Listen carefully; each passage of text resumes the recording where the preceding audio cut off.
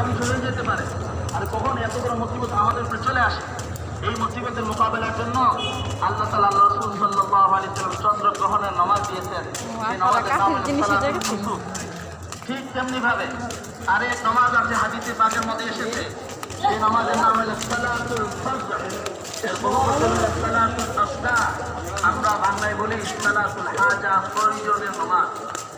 হাদিসে পাকের মধ্যে এসেছে আল্লাহ রাসূল সাল্লাল্লাহু আলাইহি ওয়াসাল্লাম যখনই কোনো মুসিবত দেখতেন, যখনই কোনো পেরেশানির সম্মুখীন হতেন, তৎক্ষণাৎ নামাজের মধ্যে মগ্ন হতেন।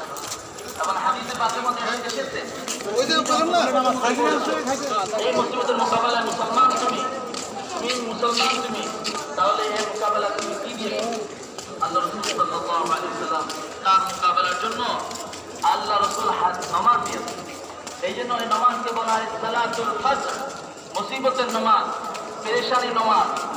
রোগবালা দেখা দিয়েছে, রোগবালা এখন চলছে করোনা ভাইরাস, পুরো দুনিয়াতে চলছে।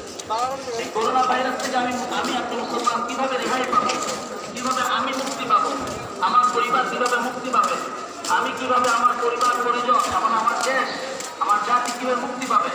আল্লাহ রাসূল সাল্লাল্লাহু আলাইহি ওয়াসাল্লাম আমাদেরকে মুক্তি পাওয়ার জন্য শিক্ষা দিয়েছেন নামাজ। এই নামাজ হবে সালাতুল ফজর। আমি এই 2 রাকাত নামাজ এইভাবে পড়বো যে আমি মুসিবত পেরেশানি থেকে, এই রোগ ভালা মুসিবত থেকে আমি আমার জাতি আমার দেশ আমার ঘর রক্ষা পাওয়ার জন্য আমি 2 রাকাত নামাজ পড়বো। এই নামাজ পড়তে থাকবে যতদিন পর্যন্ত না এই মুসিবত আল্লাহ হ্যাঁ হ্যাঁ যাইতেছে মহিলারা।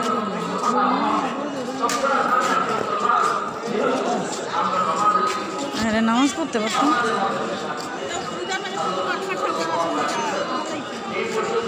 দরকার ইয়েতে কিছু টাকা দিয়ে দেন।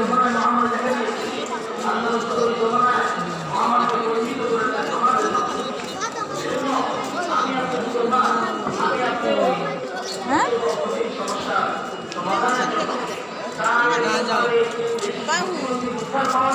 তুমি দাদা থাকে নাকি? দেরি আছে না